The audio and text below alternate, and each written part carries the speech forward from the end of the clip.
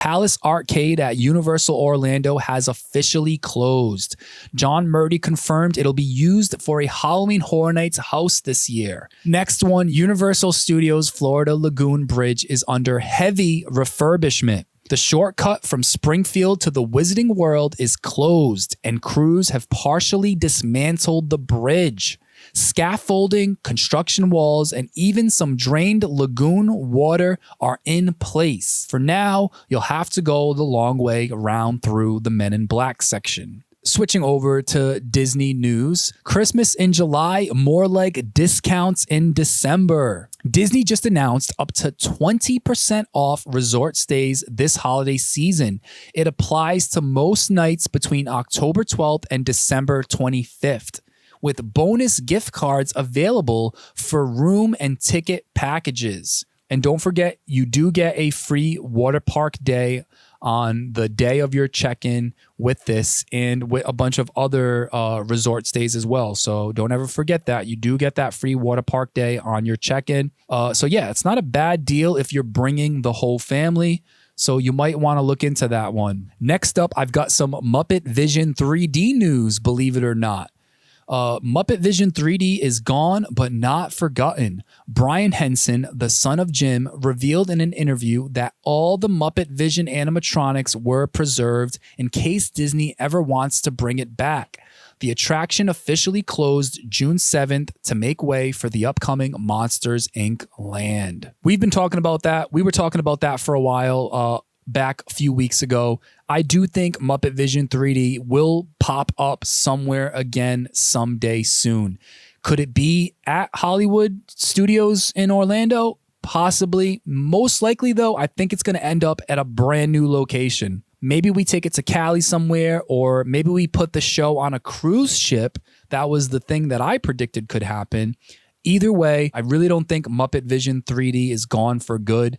And it's nice to hear Brian Henson confirm that those animatronics were preserved. I mean, we knew that was going to happen. They weren't going to fucking throw them in the dumpster. So, but yeah, it is cool to hear it being confirmed by Jim's son. Next one, this one is fucking hilarious to me. Mr. Potato Head has left the building. The classic statue outside of Once Upon a Toy in Disney Springs has been replaced with a potted plant.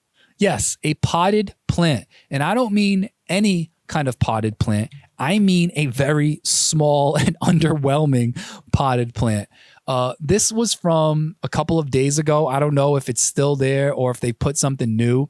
But as you can see here on the screen, they got rid of that big ass Mr. Potato Head and put this tiny, boring ass potted plant on the platform.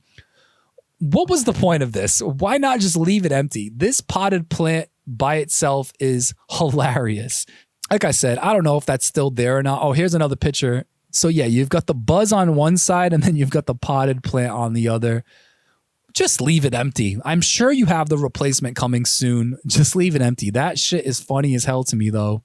Oh, that's usually what it looks like. Mr. Potato Head on the Play-Doh. Next one, Disney Waterpark Shuffle continues. After Labor Day, Disney will likely go back to only having one water park open at a time. Right now, Blizzard Beach is listed through September 7th, with no hours shown for Typhoon Lagoon beyond that. So yeah, some experts are predicting that Disney will be back down to only offering one water park for a couple of months starting September. And then it'll likely be back to 2 once the holiday season comes around. We'll see on that one. Next one, Disney changes their pass holder rules again. This is going to have a lot of pass holders really upset.